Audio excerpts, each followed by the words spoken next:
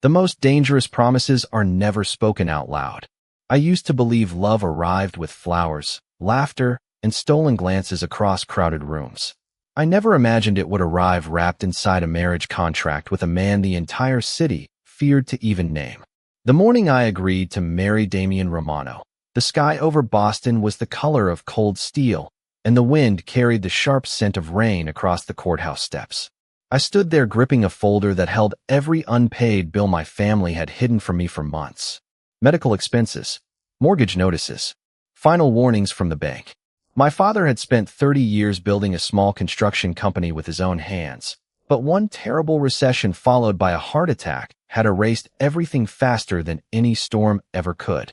My mother tried to smile through it all, pretending everything would somehow work out, while my younger brother secretly filled out military recruitment forms because he thought becoming a soldier was the only way to save us.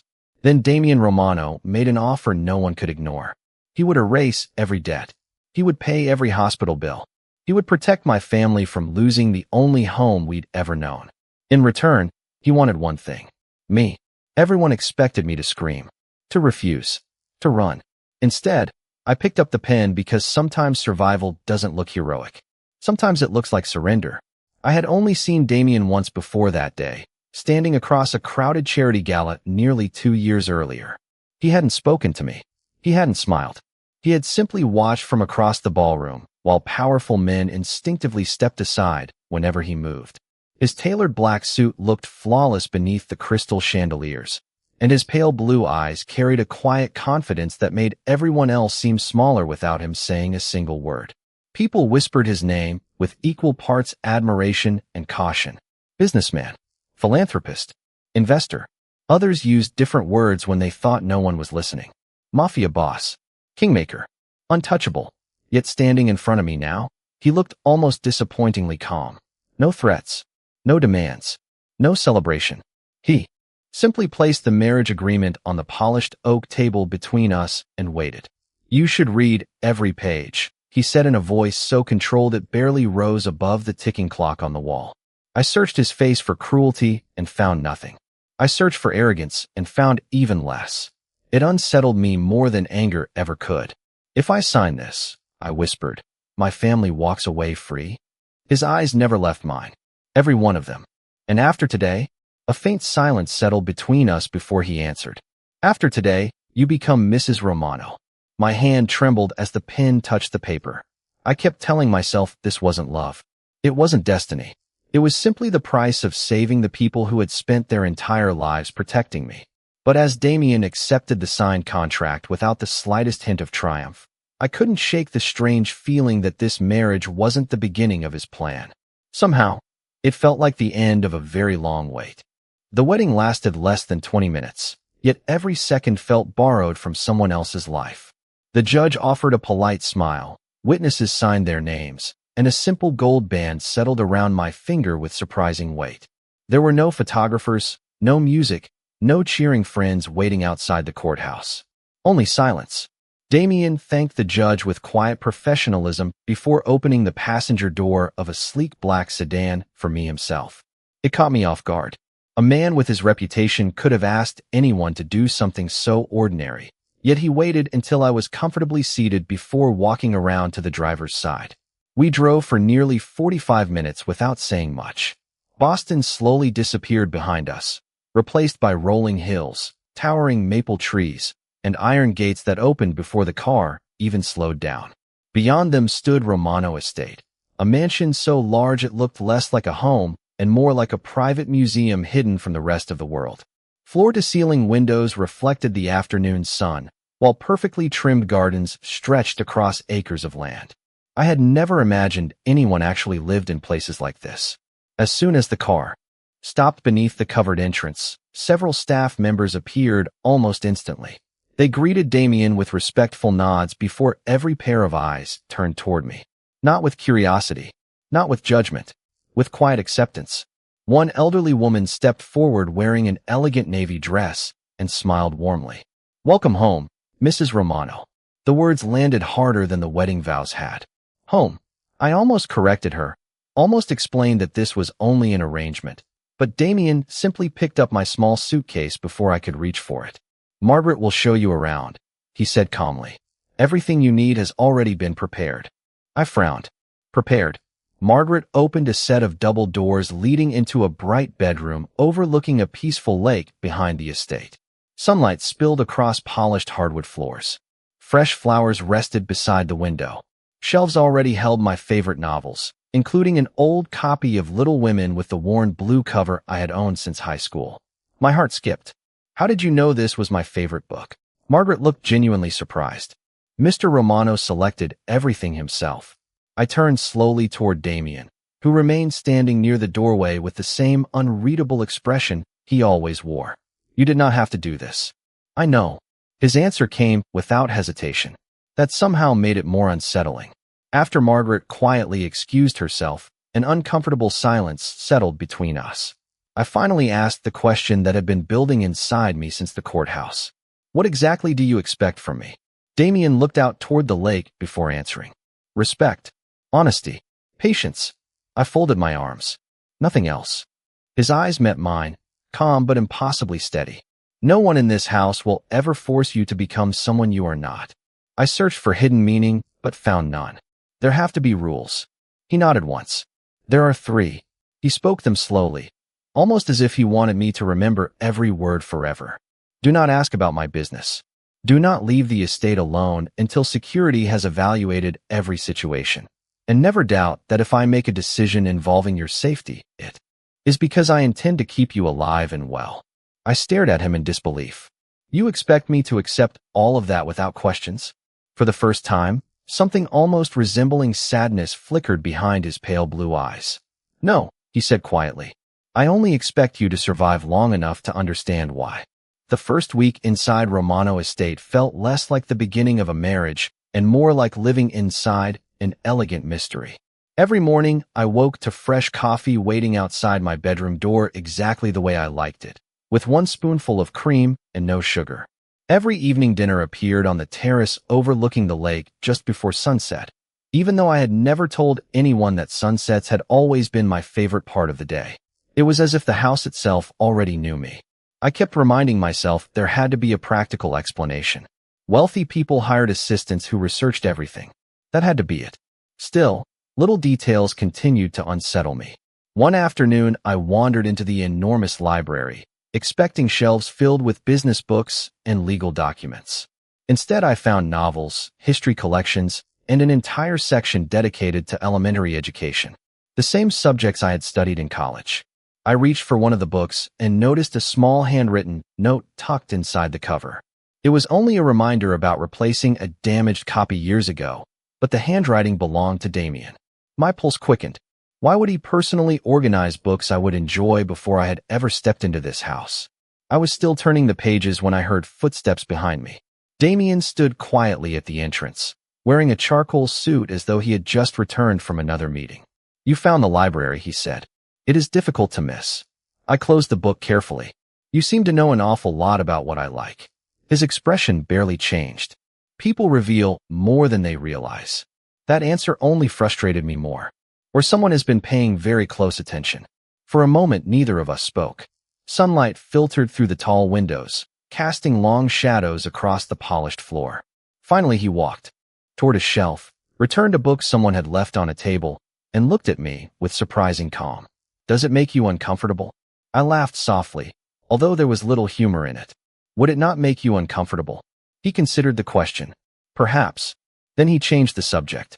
"Your father had another medical appointment this morning." My heart stopped. "What happened?" "The specialist is pleased with his recovery." He handed me a small envelope. Inside was a copy of the doctor's report along with the next appointment already scheduled. Everything had been arranged. "Again, you did this?" I asked. "Your family should focus on healing, not paperwork. You keep solving problems that I never ask you to solve." His answer came so quietly I almost missed it. Some problems should never become burdens. That evening I called my mother. For the first time in months, her voice sounded light. The bank had officially canceled the foreclosure process. My father's physical therapy had been extended without additional costs. My younger brother had received an unexpected scholarship from a private foundation that covered the remainder of his engineering degree. Emma, my mother whispered through happy tears. I finally slept through the night. After we ended the call, I sat alone beside the lake watching gentle ripples move across the water. None of this felt accidental anymore. Damien had promised to save my family, but this was more than paying bills. He was quietly rebuilding every broken piece of their lives without asking for gratitude. When I finally stood to return inside, I noticed Damien across the garden speaking with one of his security directors. The conversation ended the moment he saw me. He gave a brief nod, waited until I safely reached the front steps, and only then walked away. He never hovered. He never demanded attention. Yet somehow he always knew exactly where I was. And for reasons I could not explain, I was beginning to wonder whether this marriage had started long before I ever signed my name.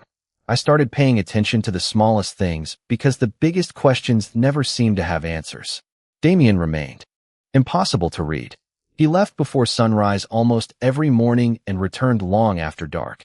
Yet somehow he always knew whether I had eaten lunch, whether I had spent the afternoon reading in the library, or whether I had taken my evening walk around the lake. It was unsettling in a way I could not explain. He never interrupted my routines. He never demanded conversations. He simply noticed everything. One rainy afternoon, I decided to bake the apple pie my grandmother had taught me years ago. The kitchen staff politely stepped aside, even though they insisted they could prepare anything I wanted. I needed something familiar, something that belonged to my old life. Halfway through mixing the filling, I realized I was missing cinnamon. Before I could even ask where the pantry was, Margaret appeared beside me holding a small glass jar with a gentle smile. "Mr. Romano asked us to keep extra cinnamon in the kitchen," she said. I stared at her. "Why would he do that?" She blinked as though the answer were obvious. "Because apple pie has never tasted right to you without it." My hands froze above the bowl. I had never shared that memory with anyone in this house. Not once. That evening I found Damien sitting alone on the back terrace, overlooking the water. A single cup of coffee rested beside him, while folders lay neatly stacked across the table. The sunset painted the lake in shades of orange and gold. I carried 2 slices of pie outside and quietly placed one in front of him. He looked at it for a moment before meeting my eyes. "Thank you. Do you even like apple pie?" I asked. A faint smile touched the corner of his mouth. "It has always reminded me of autumn." He took one bite before setting the fork down. "It is exactly how I imagined it would taste." The words caught my attention immediately. "Imagined?" He calmly looked back toward the lake. "Nothing." I leaned forward. "You keep saying things like that. You know my favorite books. You know how I drink my coffee. You know family recipes I never told you about. Either you hired the most thorough investigators in America, or there is something you are not telling me." The silence stretched between us as a cool breeze carried the scent of pine across the terrace. Finally, Damien folded his hands together. "Emma, there are some truths that make more sense when they arrive at the right time." I sighed with frustration.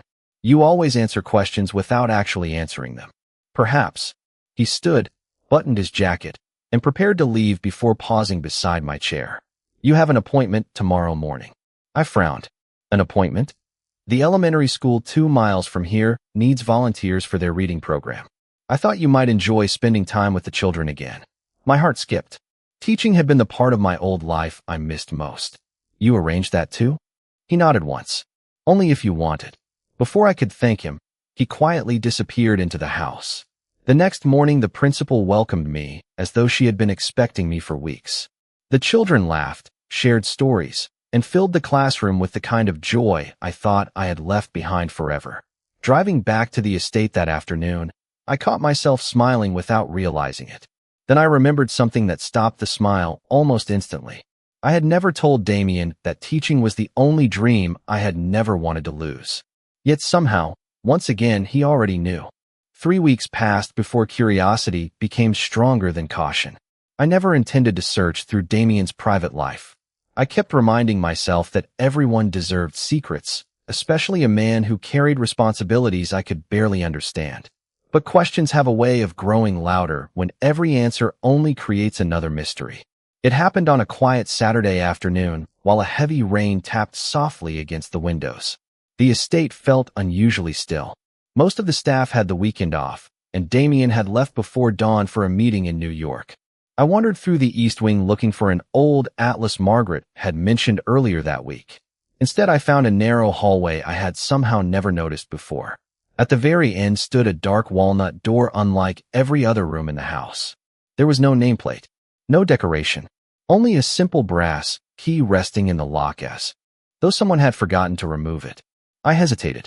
Every decent instinct told me to turn around. Instead, I gently pushed the door open.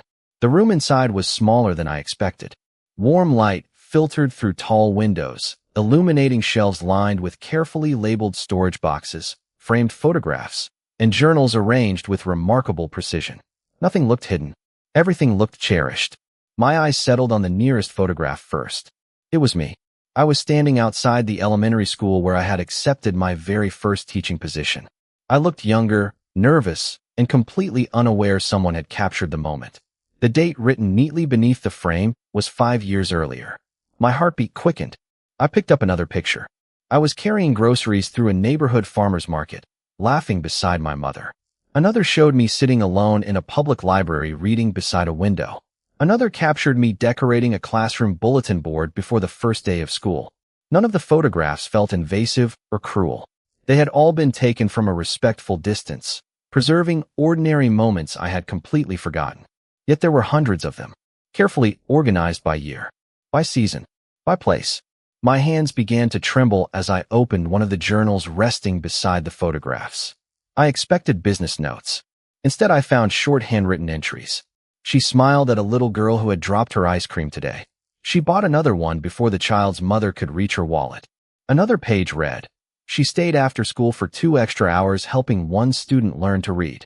She never realizes how many lives she quietly changes." Every page described simple acts of kindness I barely remembered myself. There were no grand declarations, no obsession, only quiet admiration preserved across years. I slowly closed the journal and noticed a small wooden box resting alone on the highest shelf. Inside lay a faded blue ribbon, an old volunteer name badge from a community fundraiser, and a folded paper crane.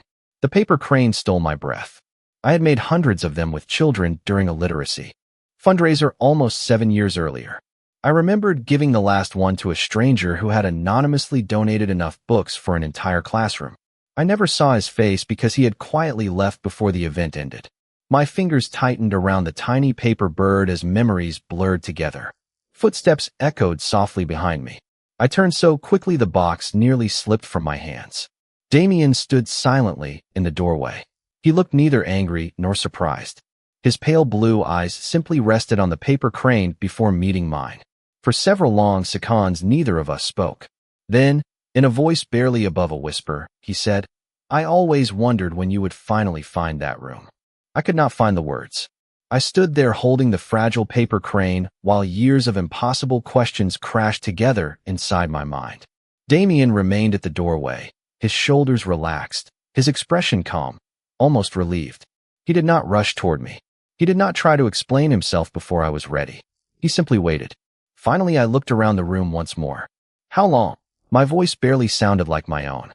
He lowered his eyes for a brief moment before answering. "Almost 7 years."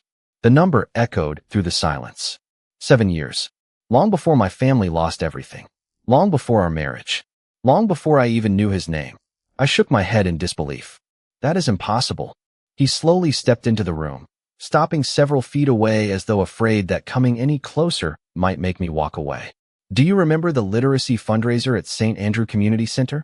I searched my memory. The crowded gymnasium. Children coloring at folding tables. Volunteers carrying donated books from one room to another. Then it came back. There was a man who donated enough books for every classroom. Damien gave a small nod. I arrived late.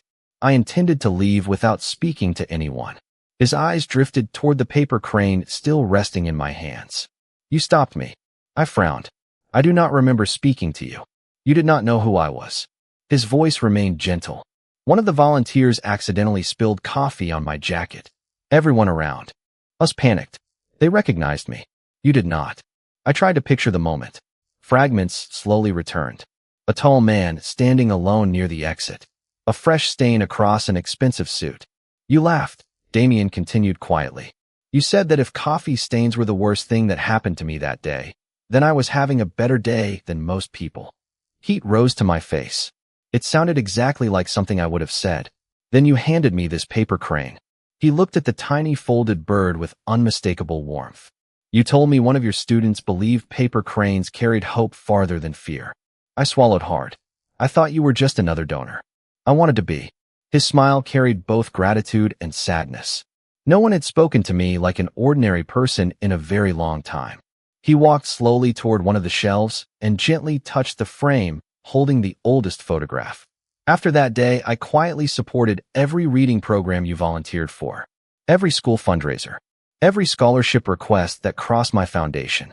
I stared at him, unable to reconcile the man before me with everything I had believed. Why did you never introduce yourself? His answer came without hesitation. Because the version of me you deserved did not exist yet. The room became impossibly still. Rain continued tapping softly against the windows, while distant thunder rolled somewhere beyond the lake. Damien looked directly into my eyes for the first time since entering the room. Emma, I never wanted you to admire my influence. I wanted to become someone worthy of your kindness. I felt tears gathering despite every attempt to hold them back. So our marriage. He gently shook his head before I could finish. The debt gave me an opportunity. My feelings existed long before it. Every certainty I had carried into this house quietly dissolved. I had believed I married a stranger to rescue my family. Standing in that room, surrounded by years of carefully protected memories, I realized I had never been a transaction. I had been someone's silent hope for almost 7 years. The morning after Damien told me the truth, the entire estate felt different. The walls had not changed.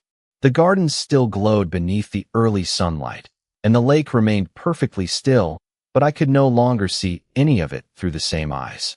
Every thoughtful gesture I had dismissed as obligations suddenly carried years of quiet intention.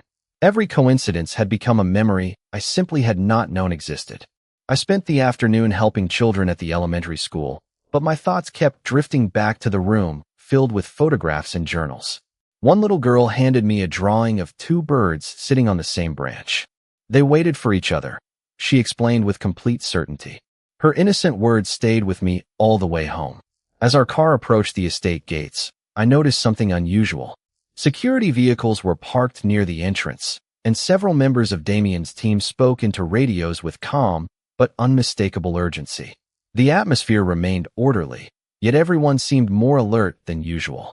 When I stepped inside the house, Margaret greeted me with her familiar smile, although I noticed concern hiding behind her eyes.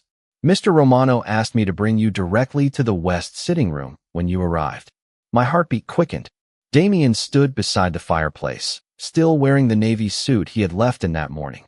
A folded map rested on the coffee table beside him, though he quietly closed it before I could see what it contained. The moment he saw me, the tension in his shoulders eased. You are home. It was not a question. It sounded almost like relief. What happened? I asked. He walked toward me, stopping just close enough that I could see the exhaustion behind his calm expression. Nothing you need to worry about. I folded my arms. You have learned by now that answer never works. For a brief second, the corner of his mouth lifted. Fair enough. He took a slow breath before continuing. Someone has been asking unusual questions about you. The room suddenly felt colder. About me? He nodded once. Mostly harmless questions. Where you volunteer. Which routes you prefer when you leave the estate. Whether your parents still live in Boston. I felt my stomach tighten. Who? I do not know yet. His honesty surprised me. But I will. There was no anger in his voice. Only certainty. Does this have anything to do with your business? He held my gaze for several long moments before answering carefully. It has everything to do with the fact that people know you matter to me. Silence settled between us. Until that moment, I had never fully understood what it meant to become the wife of a man whose life carried influence far beyond boardrooms and charity events. Caring about him also meant becoming visible to those who watched him. I looked toward the window where the first evening lights reflected across the lake. What happens now? Damien answered without hesitation. Life continues. Just like that. Yes. He gently picked up my coat and handed it back to me. Except from now on, someone will accompany you whenever you leave the estate. I started to protest, but he quietly raised one hand. Not because I doubt your strength, Emma. Because I have spent 7 years making sure nothing interrupts your future. His words stole every argument before I could speak them. For the first time since our marriage began, I reached for his hand instead of pulling away. His fingers tightened around mine with quiet surprise, as though he had imagined this moment many times but never truly expected it to happen. Outside, the wind rippled across the darkening lake, and I realized that whatever uncertainty waited beyond those gates, neither of us would be facing it alone. The following week unfolded with a strange kind of peace, the kind that only exists after life quietly changes direction. Nothing dramatic happened on the surface. I continued volunteering at the elementary school 3 mornings each week. Damien continued leaving before sunrise and returning after sunset. We shared dinners overlooking the lake, exchanged conversations that grew a little longer each evening, and slowly learned the ordinary habits that couples usually discover long before marriage. Yet beneath those quiet routines, I found myself noticing things I had overlooked before. Every act of kindness that entered my family's life seemed to lead back to Damien in ways I had never imagined. It began with a conversation my father asked to have during one of my visits home. He looked healthier than I had seen him in years, standing in the garage where he had begun restoring old furniture simply because he finally enjoyed working with his hands again. He opened a weathered folder and handed me several letters. "These came over the past few years," he said. The first letter informed him that an anonymous investor had purchased the loan on his construction equipment and reduced the payments to almost nothing. The second approved a grant that kept his small workshop from closing after his heart attack. The third came from a charitable foundation that quietly covered months of physical therapy when our insurance refused additional treatment. None of the letters carried Damien's name. Every one of them came from a different organization. "I never figured out who helped us," my father admitted. "I used to think maybe your mother was praying harder than the rest of us." My chest tightened as I recognized one foundation listed at the bottom of the final page. It belonged to Romano Holdings. I carefully folded the letters before asking another question. "Dad, do you remember the scholarship Ethan received?" My father smiled proudly. "Of course." The foundation representative told him someone believed talented students should never abandon their dreams because of money. I closed my eyes for a moment. Damien had repeated those exact words to me only days earlier while encouraging one of the children at the reading program. They were not borrowed. They were his. On the drive back to the estate, memories continued falling into place like pieces of a puzzle I had been trying to solve without realizing it. The anonymous donation that saved our community library. The unexpected books delivered to my classroom every Christmas. The literacy fundraiser that somehow always exceeded its goal after one mysterious donor quietly attended. Every miracle I had once called good luck suddenly carried the same invisible signature. That evening, I found Damien standing beside the lake watching the last light disappear beyond the trees. I walked beside him, without saying anything at first. The silence between us no longer felt uncomfortable. It felt familiar. Finally, I spoke. "You rebuilt my family's life long before you ever asked me to marry you." He remained looking across the water. "They deserve the opportunity to stand again. And you never wanted credit." A gentle breeze moved across the lake before he answered. "Kindness loses something when it becomes a performance." I felt tears gathering once more, not from sadness, but from the overwhelming realization that the story I had been telling myself since our wedding had been completely wrong. I believed I had sacrificed my future to rescue the people I loved. The truth was far more extraordinary. Damien had already been protecting every part of my world for years. The marriage had never been the beginning of his promise. It had simply been the first time he was finally allowed to keep it beside me instead of from the shadows.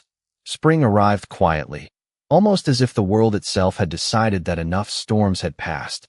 The gardens surrounding Romano estate burst into color, the maple trees filled with fresh leaves, and the lake reflected skies so clear they hardly seemed real. One Saturday morning, Damien asked if I would take a walk with him. There were no security vehicles following a few steps behind us, no urgent phone calls, no carefully planned schedule waiting for him. For the first time since we had married, he looked like a man carrying nothing heavier than hope. We followed a narrow stone path that led to a small wooden gazebo overlooking the water. A table stood beneath it with 2 cups of coffee, fresh pastries from the bakery I had loved since college, and a familiar blue paper crane resting carefully beside my cup. I smiled before I even realized I was smiling. "You kept it all these years," I whispered. Damien gently picked up the little paper bird. It reminded me that kindness can change a life without realizing it. He handed it back to me as though returning something that had always belonged in my hands. We sat together watching gentle ripples move across the lake until I finally broke the comfortable silence. I used to believe I married you because my family had no other choice. He listened without interrupting. Now I understand something completely different. He turned toward me, waiting. You never asked me to give up my life. You spent years protecting it before I even knew your name. His pale blue eyes softened in a way I had never seen before. I only hoped that one day you would have the chance to choose your own future. I looked down at the wedding band resting on my finger. The ring no longer felt like a promise forced upon me. It felt like the quiet ending to a story that had begun years before either of us had understood it. Slowly I slipped the ring off, holding it between my fingers for just a moment. Damien's expression remained calm, although I caught the smallest flicker of disappointment crossing his face. Then I smiled, slid the ring back onto my finger myself, and reached for his hand. The first time I wore this ring, I was saving my family, I said softly. Today I am wearing it because I choose you. For a long moment, neither of us spoke. Words suddenly seemed too small for everything that had changed between us. Damien closed his eyes briefly, as though allowing himself to believe those words for the first time. When he opened them again, the guarded distance that had surrounded him since the day we met had quietly disappeared. We stayed there until sunset painted the lake in shades of gold and amber.